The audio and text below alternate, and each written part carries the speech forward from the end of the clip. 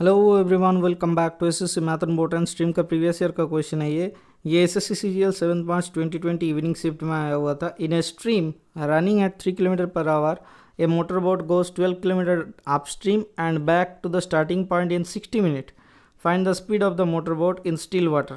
क्या दिया हुआ है? स्ट्रीम का स्पीड दिया हुआ है। स्ट्रीम का स्पीड दिया हुआ है 3 किलोमीटर प्रति घंटा, ठीक है, 3 km/h। अब सर एक चीज़ देखो कि 12 किलोमीटर अपस्ट्रीम जाते हैं तो बोट का स्पीड हम लोग पकड़ लेते हैं कितना, x। तो अपस्ट्रीम स्पीड क्या हो जाएगा sir, x-3। Down stream speed क्या हो जाएगा सर, डाउन स्पीड क्या हो जाएगा सर, x+3। तो 12 किलोमीटर अपस्ट्रीम जाके बैक करता है तो 12/x-3 प्लस अपस्ट्रीम जा रहा था तो 12/x+3 रिटर्न आने में डाउन स्ट्रीम मिल जाएगा ना उसको। तो कितना टाइम लगता है, 60 मिनट, मतलब 1 घंटा। तो यहाँ से गुना करो तो 12x + 12 × 3 रख देते हैं, प्लस 12x - 12 × 3 रख देते हैं, इक्वल्स टू उधर हो रहा है x² - 3² मतलब 9, ठीक है। ये दोनों x+3 x-3 गुना करेंगे तो x² - 3² हो जाएगा, उधर भेज दिए। तो देखो 12 × 3 12 × 3 उड़ गया, तो इधर हो रहा है x² - 24x। ये देखो 12x मिलकर 24x हो रहा है, -9 = 0। तो यहाँ से कितना आ रहा है, 9, मतलब किसी भी तरीके से फैक्टर आएगा नहीं आ रहा है। अच्छा, आंसर में रूट है, ठीक है, करो। तो देखो एक चीज़ होता है कि अगर इक्वेशन ax² + bx + c = 0 आता है तो यहाँ से x का वैल्यू क्या होता है sir, from the Sridhar Acharya formula उनसे क्या मिलता है सर, -b ± √b² - 4ac/2a होता है, ठीक है। ये सॉल्यूशन ऑफ x होता है। ये अगर क्वाड्रेटिक इक्वेशन कभी पढ़ाऊंगा तो मैं आपको सिखा दूंगा कैसे आता है, कैसे सॉल्व करना, बहुत आसान होता है, ठीक है। तो यहाँ से देख लेते हैं क्या करना है।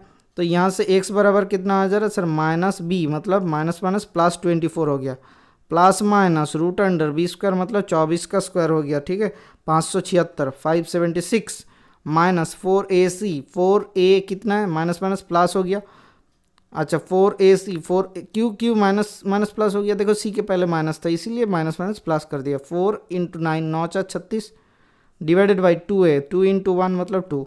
तो ये x = कितना हो रहा है सर, 12 ± अच्छा 24 ही रखते हैं, 24 ± इधर कितना हो रहा है, 6 6 12 2 कैरी फॉरवर्ड 1 7 3 10 से कम 11 612 √612/2। सर 612 का फैक्टर कितना आएगा सर, 612 का सर 36 इधर, अच्छा देखते हैं, 612 तो 6 से 6 कम 6 6 2 12 102, 6 से काटेगा तो 6 कम 6 6 7 42, तो 6 6 36 6√17 आ जा रहा है, ठीक है। तो x = 24 ± 6√17/2, ठीक है। तो यहाँ से क्या आ जा रहा है, x = 12 ± √3√17, ठीक है।